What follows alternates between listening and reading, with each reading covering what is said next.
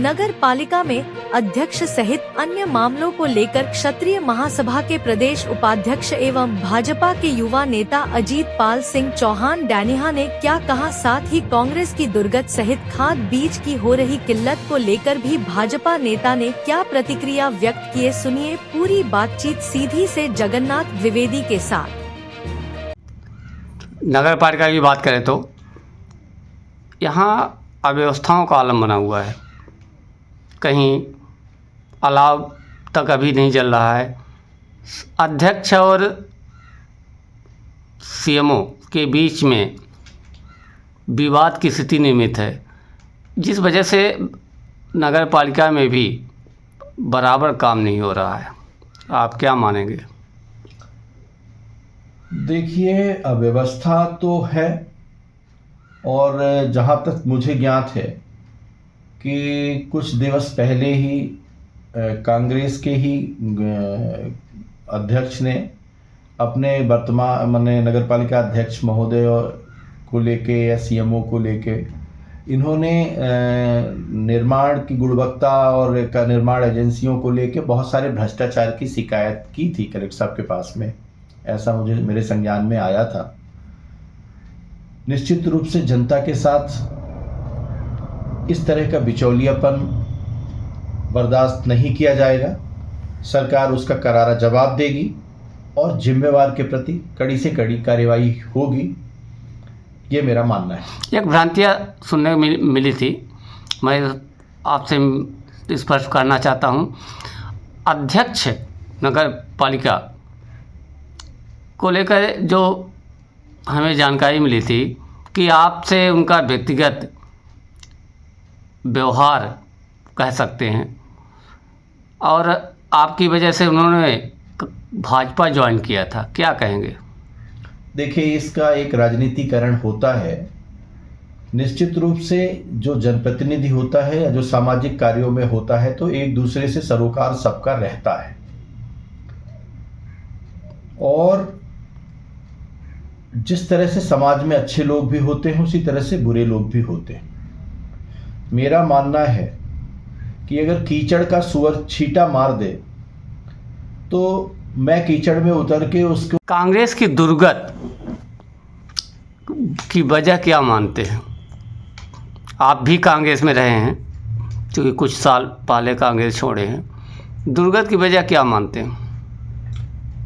कांग्रेस का सरोकार जनता से दूर हो गया। अब कांग्रेस में सिर्फ नेता हैं और उनका जनता के प्रति कोई ना तो लगाव है और भाजपा अपनी जन सेवा के लिए जानी जाती है।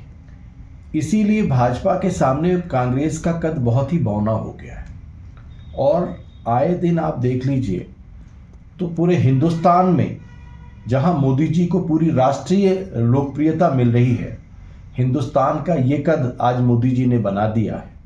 वहीं चाहे शिवराज सरकार रही हो, मनमोहन सरकार रही हो, हमारे यहाँ भाजपा के प्रत्येक एक एक कार्यकर्ता में नेता की बू नहीं आएगी आपको। वह जनता के साथ कदम से कदम मिला के जनता की सेवा के लिए तत्पर रहता है, जिसके लिए भाजपा जानी जाती है। चूँकि आपके पिताजी स्वर्गीय के सिंह जी एक अच्छे छवि वाले नेता भी रहे, सहकारी बैंक बिजली विभाग के अध्यक्ष भी रहे। उनके दौर में कांग्रेस की एक अलग भूमिका रहती थी, अब वर्तमान में अलग हो गई, इस वजह से आपने भी नाता तोड़ दिया कांग्रेस से। निश्चित रूप से एक लंबे अरसे से हमारा पूरा परिवार कांग्रेस के साथ था, लेकिन कांग्रेस जिस चीज़ के लिए जानी जाती थी, कांग्रेस में कांग्रेस का जो रवैया है, जिस जनसेवा का बीड़ा उठाया था उसने, उससे दूर होने के कारण वो राष्ट्रीय हो चाहे प्रादेशिक जो भी उसके मापदंड हैं, वो जनता के हित में नहीं थे और समाज की सामाजिक और जनता के प्रति जो सेवा भाव होना चाहिए था उससे दूर हुआ, तो भाजपा से प्रभावित होकर भाजपा को ज्वाइन किया। भाई साहब, आप एक क्षत्रिय समाज के प्रदेश उपाध्यक्ष भी हैं, भाजपा के एक वरिष्ठ नेता भी हैं। अभी कुछ शिकायतें भी आ रही हैं सरकार को लेकर, खाद बीज को लेकर काफ़ी किल्लत है। आप भाजपा ज्वाइन किए, क्या लगता है कि सरकार खाद बीज किसानों को नहीं दे रही है, क्या कहेंगे?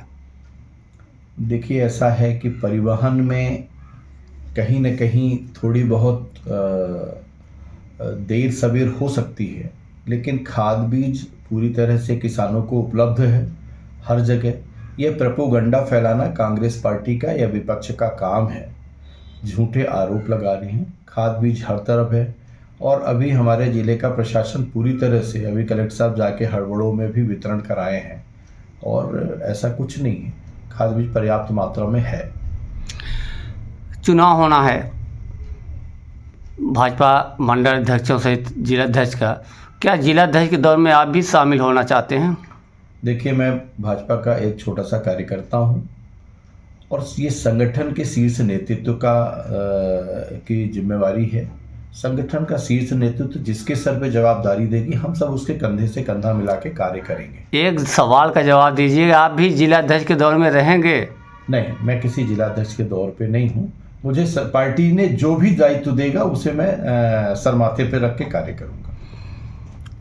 बीच में भी उमंग सिंघार जी आए थे, कुछ लोगों ने शिकायत किया आपके क्षत्रिय समाज से एक लोगों को निलंबित भी किया गया है।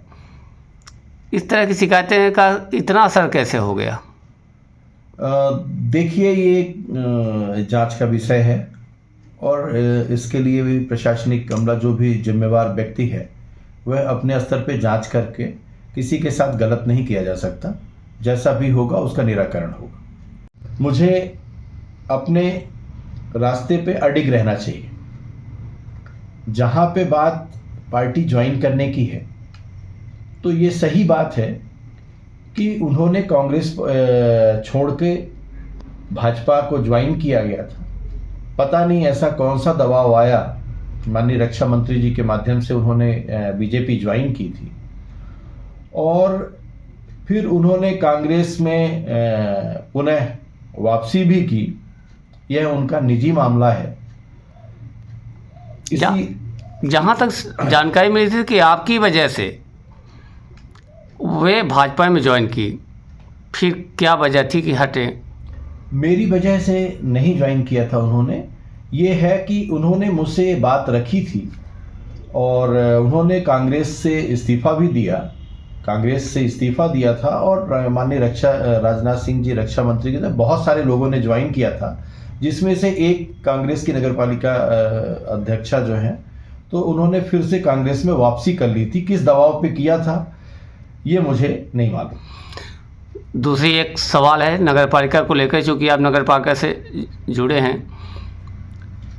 पहले अध्यक्ष के ससुर जी नगरपालिका में दखल देते थे, यह बात भी अध्यक्ष जी को अच्छी नहीं लगती थी। हालांकि अब तो नहीं जा रहे हैं, तो क्या यह उचित है दखल देना? देखिए, इसके बारे में मुझे कोई जानकारी नहीं है, यह उनका निजी मामला है और मुझे लगता है कि माननीय अध्यक्ष महोदया को अगर जनता ने बैठाया कुर्सी में, तो जिस व्यक्ति का दायित्व है उसका निर्वहन उसको ही करना चाहिए, ऐसा मुझे लगता है।